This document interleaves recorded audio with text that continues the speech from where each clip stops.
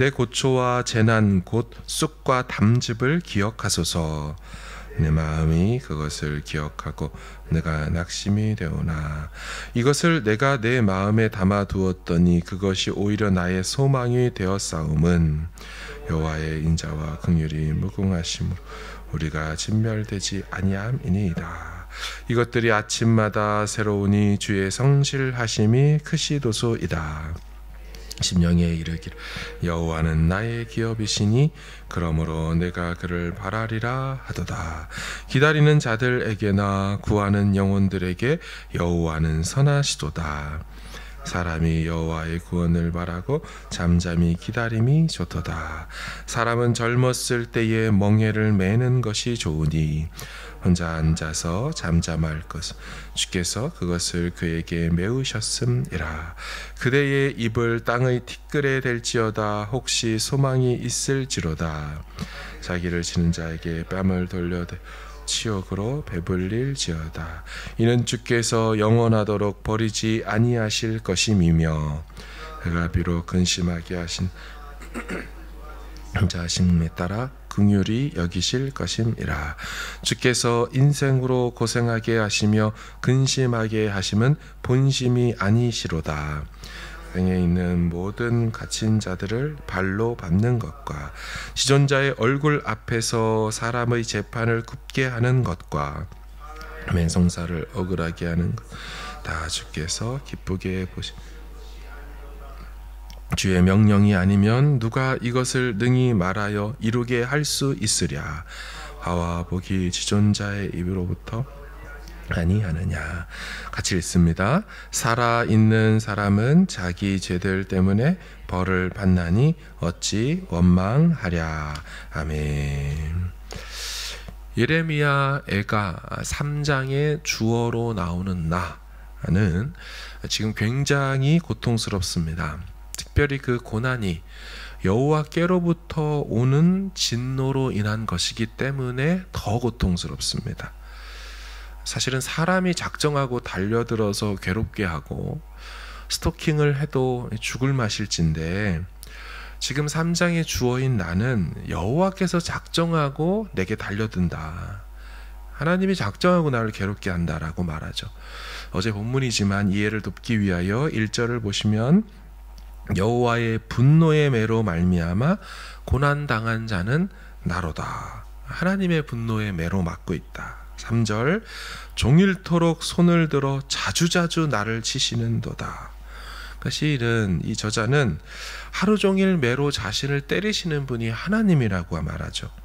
얼마나 많이 맞았는지 살과 가죽이 헐었다고 말하고 뼈는 부러졌다고 말하고 고통이 죽도록 밀려온다고 말합니다. 심지어 하나님이 자신을 관역 삼으셔서 13절에 내 허리를 쏴서 맞추셨다. 내 허리라는 단어가 직역하면 내장기관, 신장 콩팥을 의미합니다. 화살로 나를 맞춰서 내 콩팥을 터뜨리는 분이 그분이시다. 사실 상상만 해도 굉장히 끔찍하고 그냥 죽으라는 소리 같이 보입니다. 게다가 3장의 주어인 나를 모든 사람들 앞에 강제로 끌어내어서 완전히 수치와 조롱거리가 되게 만든다. 아까는 개인적으로 때리셔서 개인적으로의 죽음을 원하셨다면 이제는 사회적으로 창피를 만들어 사회적 죽음의 단계에 가도록 하신다는 거죠. 이렇게 3장의 주어인 나를 괴롭게 하시면서 음식이라고는 15절에 보면 쓴 것과 쑥으로 배불리게 하고 취하게 만드신다라고 합니다. 더 끔찍한 표현도 등장합니다. 16절이지요. 조약돌로 내 이들을 꺾으시고 재로 나를 덮으셨도다. 이 조약돌이라고 표현되어 있지만 사실 자갈, 돌멩이를 말합니다. 3장의 주어인 나의 치아 이빨들을 그분이 돌멩이 자갈을 들어서 어떻게 때리셨는지 자기 치아가 다 부러졌다라고 말하죠. 상상되는 어떤 조폭의 장면처럼 끔찍하게 자신이 두들겨 맞고 있습니다. 나는 이가 다 부러졌습니다 라고 말하는 거죠. 의도하는 바가 무엇입니까? 3장의 주어는 정말 죽을 지경이라는 거예요. 고통의 마지막까지 왔다. 특별히 그 행위를 하시는 당사자가 사람이 아니고 하나님 여호와라는 것 때문에 그는 더 신앙적으로 영적으로 고통스러웠을 것입니다. 이전에 이 사람이 알고 인식했던 이 하나님이라는 분은 시편 23편에 나를 기르시는 여호와 목자셨을 겁니다. 하지만 지금은 잔잔한 물가로 또 쉴만한 쉬게 하시는 곳으로 푸른 초장으로 그렇게 인도하시는 분이 전혀 아니죠. 그 목자가 갑자기 도살자가 되신 겁니다. 그리고 고문 기술자가 되어서 자신에게 달려든다라는 거죠. 자, 이런 상황 가운데 오늘 본문이 시작되며 19절을 좀 보실까요? 내 고초와 재난 곧 쑥과 담즙을 기억하소서. 지금 무엇을 하고 있냐면 굉장한 고통 속에 그가 기억해 달라고 요청, 간청, 기도하고 있습니다. 사실 여호와의 심판과 진노를 당하고 있는 것임에도 그는 그 자신을 괴롭게 하는 분을 향하여서 자신을 기억해 달라고 간청하는 기도를 하죠. 자, 그러자 여기서부터 갑자기 분위기가 바뀌기 시작합니다. 이 사람이 이렇게 고난을 겪고 있는 것을 생각하면 할수록 야, 나는 가망이 없구나, 나는 끝이구나 라고 생각이 들었는데 조금 더 생각해보자 뭔가를 깨달았다고 말하죠. 다시는 오히려 소망이란 걸 발견했다라고 말합니다. 자, 20절과 21절을 보십시오. 내 마음이 그것을 기억하고, 제가 괄호 넣습니다. 처음에는 내가 낙심이 되오나 이것을 내가 내 마음에 담아두었더니 조금 더 지나자 그것이 오히려 나의 소망이 되었습니다. 그러니까 처음에 고난당할 때는 낙심이 되고 절망이었는데 조금 더 생각해보고 고난 속에 있어보자, 이게 절망으로 빠질 일이 아니구나, 내가 소망이 있는 사람이구나 를 깨달았다는 거죠. 왜 그랬을까요? 이 사람은 자신을 때리시는 분이 누구신지를 비로소 알게 되었다라는 것입니다. 처음에는 맞느라고 정신없어서 종일 동안 때리시니까 막 멍들고 터지고 부러지고 이빨 나가고 그러다 보니까 막 정신없어서 나 죽나 보다 했는데, 잘 생각해보니 내가 잘못해서 맞고 있고 우상 숭배하고 하나님을 떠났으니까 이 일을 겪고 있는 것이긴 하지만, 그렇다고 나를 때리시는 분이 여호와시라면 날 죽이려고 때리는 것일까? 이게 아니라는 걸 깨달았다는 거예요. 그래서 소망이 생겼다는 겁니다. 제가 이 말씀을 묵상하는데 우리 자녀들이 굉장히 말질하고 정말 부모가 봐도 이건 좀 진짜 심각하게 혼나야 될 그런 상황에 있는 아이를 현장에서 끌고 왔다고 해봅시다. 부모가 화가 나고 이건 진짜 아니다 싶어서 그 자리에서 즉결 심판을 부모가 합시오. 소위 진짜 비 오는 날에 먼지 나도록 또도록 팬다고 합시다. 막 아이가 맞고 있지만 설령 가정이죠. 그 아이가 아무리 생각해도 맞으면서 아프지만, 야, 그래도 조폭이 나를 때리는 건 아니잖아요. 내 부모가 내게 매를 들고 매질을 한다, 혼을 낸다. 야, 그렇다면 이게 영원히 날 때릴 건 아니지 않을까? 라는 생각이 들었다는 겁니다.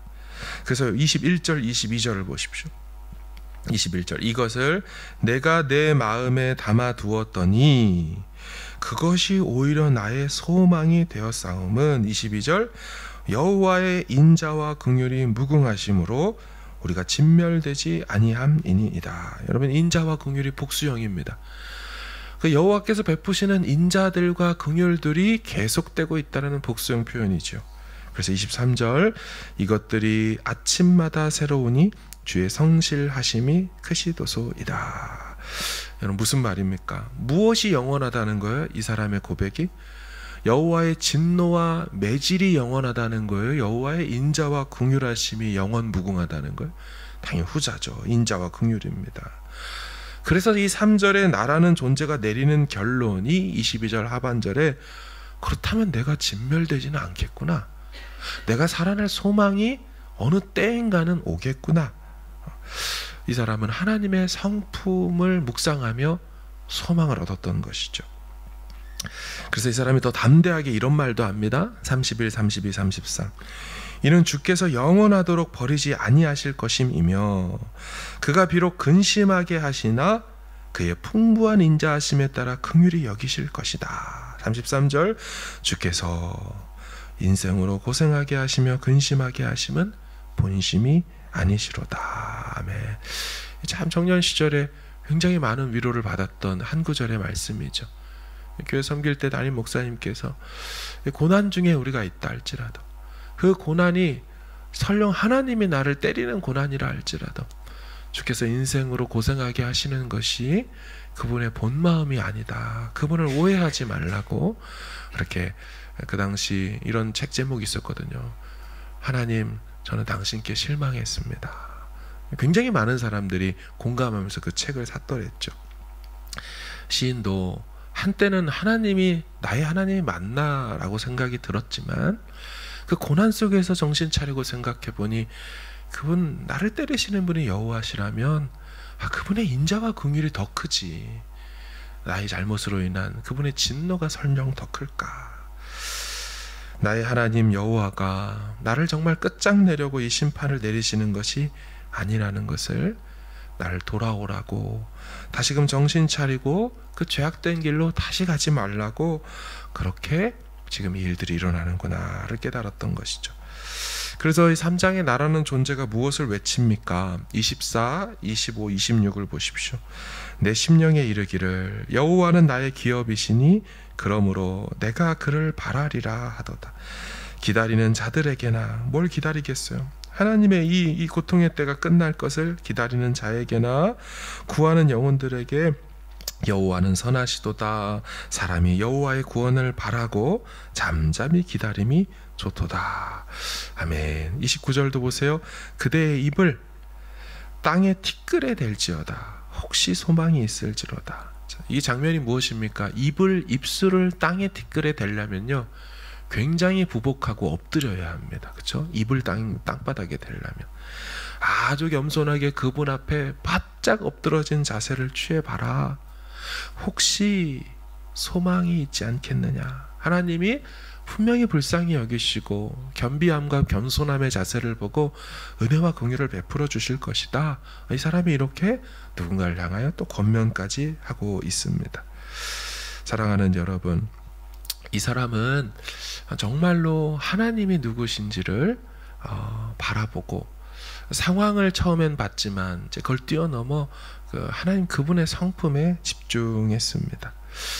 오늘 본문은 굉장한 애가의 내용인데요. 사실은 이걸 메시아적 구속사적 관점으로 보면 좀 다르게 보입니다.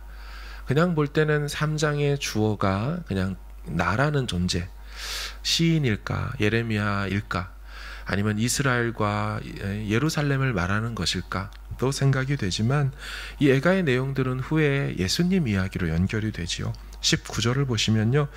내 고초와 재난 곧 쑥과 담즙을 기억하소서. 이 담즙이 쓸개즙 아닙니까? 예수님께서 쓸개탄 포도주를 맛보시는 그 장면을 떠올리게 하죠. 그런가 하면 30절 나를 치는 자에게 뺨을 돌려대어 치욕으로 배불릴지어다. 갈대로 예수님의 얼굴을 계속 쳤고 그분의 얼굴에 침 뱉은 장면들이 떠오르죠. 그런가 하면 35, 36절에 재판을 굽게 하는 것과 사람의 송사를 억울하게 하는 건 나오지요. 불법 재판을 통해 거짓 증인들로 인해 죄목도 없이 십자가에 달리셔야 했던 예수님을 생각나게 하는 그런 애가입니다. 그래서 예레미야 애가는 선지자 자신의 고통과 고난과 더불어 오실 참 선지자이고 메시아이신 예수님의 고통과 고난을 미리 보게 만듭니다. 그러나 실제 이스라엘은요 범죄했기 때문에 그런 일을 당해서 이렇게 애가를 부른다면 우리의 선지자 참 선지자인 예수님 메시아는 전혀 범죄하지 않으셨지만 이 고난과 고통을 더 극심하게 당하시고 심지어 죽으셔야 했습니다. 왜입니까? 오늘 본문에 이미 나와 있죠. 하나님 여호와의 인자와 긍휼이 무궁하셨기 때문에 죄악 속에 있는 우리를 끝까지 돌아보시고 우리를 불러내셨기 때문에 자기 백성을 버리시지 않으셨기 때문인 줄로 믿습니다. 이 은혜를 기억하면서 주님이 기뻐하시는 그 삶의 길로만 주님 날마다 이 시인의 고백처럼 아침마다 주의 인자와 성실하심이 새롭게 부어지고 그것이 영원히 될 줄로 믿습니다. 주님 늘 새벽으로 주 앞에 나오겠습니다. 나의 간청과 기도, 하나님의 구원을 잠잠히 바라며 머무르는 이 아침에 은혜 내려 주시옵소서. 이렇게 기도하고 오늘도 승리할 수 있기를 주의 이름으로 축원합니다. 아멘.